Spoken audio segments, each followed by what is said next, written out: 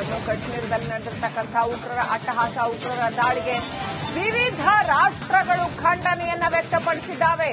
France, Belgium, Japan ಖಂಡನೆಯನ್ನ ವ್ಯಕ್ತಪಡಿಸಿದ್ದಾವೆ. ಅಮಾಯಕ ಮುಗ್ಧ ಹಿಂದೂಗಳ ಮಾರಣ ಹೋಮ ಏನು ನಡೆದಿದೆ, ಇದರ ವಿರುದ್ಧವಾಗಿ ಖಂಡನೆಯನ್ನ ವ್ಯಕ್ತಪಡಿಸಿವೆ ವಿವಿಧ ರಾಷ್ಟ್ರಗಳು. ಫ್ರಾನ್ಸ್, ಬೆಲ್ಜಿಯಂ, ಜಪಾನ್ ಖಂಡನೆಯನ್ನ ವ್ಯಕ್ತಪಡಿಸಿವೆ.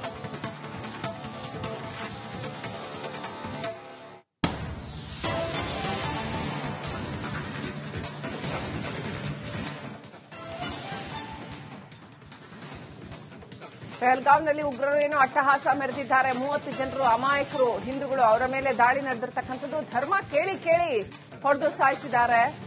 ಏನೂ ಮಾಡಿರದ, ಏನೂ ಗೊತ್ತಿರದ, ಕೇವಲ ಪ್ರವಾಸಕ್ಕೆ ಅಂತ ಹೋಗಿರ್ತಕ್ಕಂಥ ಜೀವಗಳು, ಕುಟುಂಬಗಳು, ಫ್ಯಾಮಿಲಿ, ಅವರನ್ನ ಹಿಡಿದು ಸಾಯಿಸಿರ್ತಕ್ಕಂಥದ್ದು. ಏನ್ ಬರುತ್ತೆ ಇದರಿಂದ?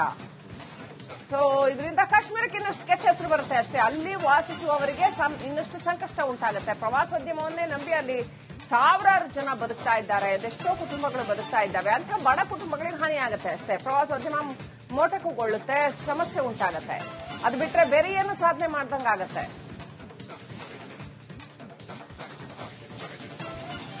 ಶಾಂತಿ ನೆಮ್ಮದಿಯಿಂದ ಕಳೆದ ಹಲವು ದಿನಗಳಿಂದ ಬದುಕ್ತಾ ಇದ್ದಂತಹ ಜಮ್ಮು ಕಾಶ್ಮೀರದಲ್ಲಿ ಮತ್ತೆ ಗುಂಡಿನ ಮೊರೆತ, ಮತ್ತೆ ಜಿಹಾದಿ ಮನಸ್ಥಿತಿಯ ಮೊರೆತ, ಮತ್ತೆ ಹಿಂದೂಗಳ ಮಾರಣ ಹೋಮ ನಡೆದಿದೆ. ಜಗತ್ತಿನ ಅನೇಕ ದೇಶಗಳು ಇದಕ್ಕೆ ಖಂಡನೆ ವ್ಯಕ್ತಪಡಿಸಿದ್ದಾವೆ. ಫ್ರಾನ್ಸ್, ಬೆಲ್ಜಿಯಂ, ಜಪಾನ್ ಇದಕ್ಕೆ ಖಂಡನೆಯನ್ನ ವ್ಯಕ್ತಪಡಿಸಿದ್ದಾವೆ. ಪ್ರಧಾನಿ ಮೋದಿ ತಮ್ಮ ಸೌದಿ ಅರೇಬಿಯಾ ಪ್ರವಾಸವನ್ನ ಇದ್ದಕ್ಕಿದ್ದ ಹಾಗೆ ಮೊಟಕುಗೊಳಿಸಿ ವಾಪಸ್ ಭಾರತಕ್ಕೆ ಬರ್ತಾ ಇದ್ದಾರೆ.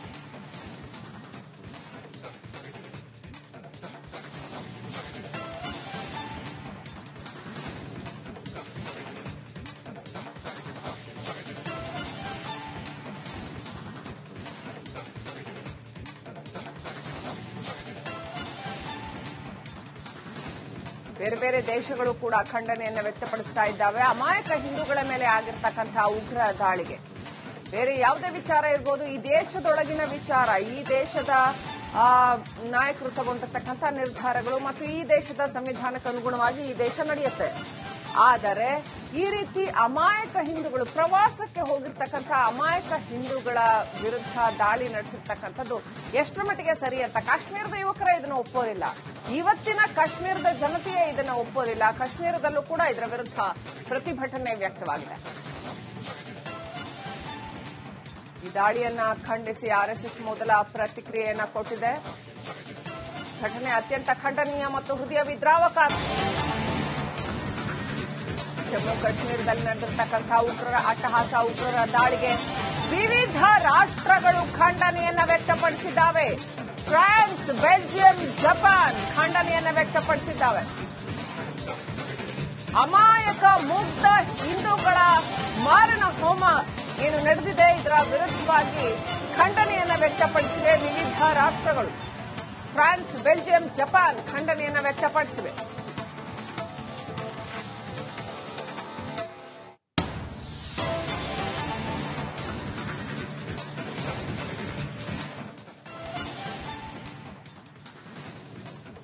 ಪಹಲ್ಗಾಂವ್ನಲ್ಲಿ ಉಗ್ರರು ಏನು ಅಟ್ಟಹಾಸ ಮೆರೆದಿದ್ದಾರೆ. 30 ಜನರು ಅಮಾಯಕರು ಹಿಂದೂಗಳು, ಅವರ ಮೇಲೆ ದಾಳಿ ನಡೆದಿರ್ತಕ್ಕಂಥದ್ದು. ಧರ್ಮ ಕೇಳಿ ಕೇಳಿ ಹೊಡೆದು ಸಾಯಿಸಿದ್ದಾರೆ.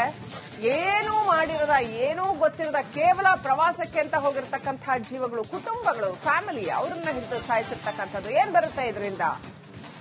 ಸೊ ಇದರಿಂದ ಕಾಶ್ಮೀರಕ್ಕೆ ಇನ್ನಷ್ಟು ಕೆಟ್ಟ ಹೆಸರು ಬರುತ್ತೆ ಅಷ್ಟೇ. ಅಲ್ಲಿ ವಾಸಿಸುವವರಿಗೆ ಇನ್ನಷ್ಟು ಸಂಕಷ್ಟ ಉಂಟಾಗುತ್ತೆ. ಪ್ರವಾಸೋದ್ಯಮವನ್ನೇ ನಂಬಿ ಅಲ್ಲಿ ಸಾವಿರಾರು ಜನ ಬದುಕ್ತಾ ಇದ್ದಾರೆ, ಅದೆಷ್ಟೋ ಕುಟುಂಬಗಳು ಬದುಕ್ತಾ ಇದ್ದಾವೆ. ಅಂತ ಬಡ ಕುಟುಂಬಗಳಿಗೆ ಹಾನಿ ಆಗುತ್ತೆ ಅಷ್ಟೇ. ಪ್ರವಾಸೋದ್ಯಮ ಮೋಟಕುಗೊಳ್ಳುತ್ತೆ, ಸಮಸ್ಯೆ ಉಂಟಾಗುತ್ತೆ.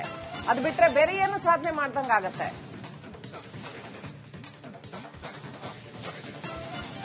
ಶಾಂತಿ ನೆಮ್ಮದಿಯಿಂದ ಕಳೆದ ಹಲವು ದಿನಗಳಿಂದ ಬದುಕ್ತಾ ಇದ್ದಂತಹ ಜಮ್ಮು ಕಾಶ್ಮೀರದಲ್ಲಿ ಮತ್ತೆ ಗುಂಡಿನ ಮೊರೆತ, ಮತ್ತೆ ಜಿಹಾದಿ ಮನಸ್ಥಿತಿಯ ಮೊರೆತ, ಮತ್ತೆ ಹಿಂದೂಗಳ ಮಾರಣ ಹೋಮ ನಡೆದಿದೆ. ಜಗತ್ತಿನ ಅನೇಕ ದೇಶಗಳು ಇದಕ್ಕೆ ಖಂಡನೆ ವ್ಯಕ್ತಪಡಿಸಿದ್ದಾವೆ. ಫ್ರಾನ್ಸ್, ಬೆಲ್ಜಿಯಂ, ಜಪಾನ್ ಇದಕ್ಕೆ ಖಂಡನೆಯನ್ನ ವ್ಯಕ್ತಪಡಿಸಿದ್ದಾವೆ. ಪ್ರಧಾನಿ ಮೋದಿ ತಮ್ಮ ಸೌದಿ ಅರೇಬಿಯಾ ಪ್ರವಾಸವನ್ನ ಇದ್ದಕ್ಕಿದ್ದ ಹಾಗೆ ಮೊಟಕುಗೊಳಿಸಿ ವಾಪಸ್ ಭಾರತಕ್ಕೆ ಬರ್ತಾ ಇದ್ದಾರೆ.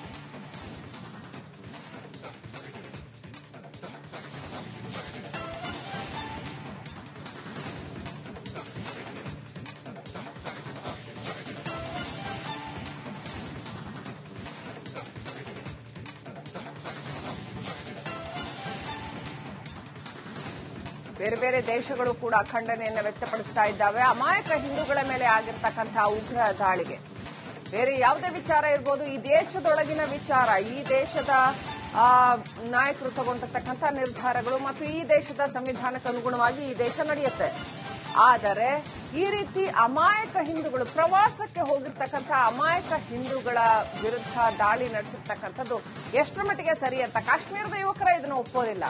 ಇವತ್ತಿನ ಕಾಶ್ಮೀರದ ಜನತೆಯೇ ಇದನ್ನು ಒಪ್ಪೋದಿಲ್ಲ. ಕಾಶ್ಮೀರದಲ್ಲೂ ಕೂಡ ಇದರ ವಿರುದ್ಧ ಪ್ರತಿಭಟನೆ ವ್ಯಕ್ತವಾಗಿದೆ. ಈ ದಾಳಿಯನ್ನ ಖಂಡಿಸಿ ಆರ್ಎಸ್ಎಸ್ ಮೊದಲ ಪ್ರತಿಕ್ರಿಯೆಯನ್ನ ಕೊಟ್ಟಿದೆ. ಘಟನೆ ಅತ್ಯಂತ ಖಂಡನೀಯ ಮತ್ತು ಹೃದಯ ವಿದ್ರಾವಕ. ಜಮ್ಮು ಕಾಶ್ಮೀರದಲ್ಲಿ ನಡೆದಿರ್ತಕ್ಕಂತಹ ಉಗ್ರರ ಅಟ್ಟಹಾಸ, ಉಗ್ರರ ದಾಳಿಗೆ ವಿವಿಧ ರಾಷ್ಟ್ರಗಳು ಖಂಡನೆಯನ್ನ ವ್ಯಕ್ತಪಡಿಸಿದ್ದಾವೆ.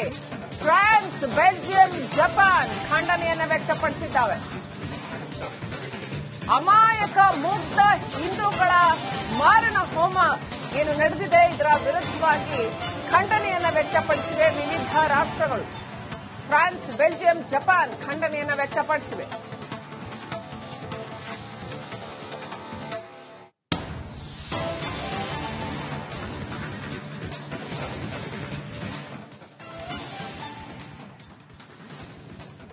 ಪಹಲ್ಗಾಂವ್ನಲ್ಲಿ ಉಗ್ರರು ಏನು ಅಟ್ಟಹಾಸ ಮೆರೆದಿದ್ದಾರೆ. 30 ಜನರು ಅಮಾಯಕರು ಹಿಂದೂಗಳು, ಅವರ ಮೇಲೆ ದಾಳಿ ನಡೆದಿರ್ತಕ್ಕಂಥದ್ದು. ಧರ್ಮ ಕೇಳಿ ಕೇಳಿ ಹೊಡೆದು ಸಾಯಿಸಿದ್ದಾರೆ. ಏನೂ ಮಾಡಿರದ, ಏನೂ ಗೊತ್ತಿರದ, ಕೇವಲ ಪ್ರವಾಸಕ್ಕೆ ಅಂತ ಹೋಗಿರ್ತಕ್ಕಂಥ ಜೀವಗಳು, ಕುಟುಂಬಗಳು, ಫ್ಯಾಮಿಲಿ, ಅವರನ್ನ ಹಿಡಿದು ಸಾಯಿಸಿರ್ತಕ್ಕಂಥದ್ದು. ಏನ್ ಬರುತ್ತೆ ಇದರಿಂದ? ಸೊ ಇದರಿಂದ ಕಾಶ್ಮೀರಕ್ಕೆ ಇನ್ನಷ್ಟು ಕೆಟ್ಟ ಹೆಸರು ಬರುತ್ತೆ ಅಷ್ಟೇ. ಅಲ್ಲಿ ವಾಸಿಸುವವರಿಗೆ ಇನ್ನಷ್ಟು ಸಂಕಷ್ಟ ಉಂಟಾಗುತ್ತೆ. ಪ್ರವಾಸೋದ್ಯಮವನ್ನೇ ನಂಬಿ ಅಲ್ಲಿ ಸಾವಿರಾರು ಜನ ಬದುಕ್ತಾ ಇದ್ದಾರೆ. ಅದೆಷ್ಟೋ ಕುಟುಂಬಗಳು ಬದುಕ್ತಾ ಇದ್ದಾವೆ. ಅಂತ ಬಡ ಕುಟುಂಬಗಳಿಗೆ ಹಾನಿ ಆಗುತ್ತೆ ಅಷ್ಟೇ. ಪ್ರವಾಸೋದ್ಯಮ ಮೋಟಕಗೊಳ್ಳುತ್ತೆ, ಸಮಸ್ಯೆ ಉಂಟಾಗತ್ತೆ. ಅದು ಬಿಟ್ರೆ ಬೇರೆ ಏನು ಸಾಧನೆ ಮಾಡ್ದಂಗಾಗತ್ತೆ.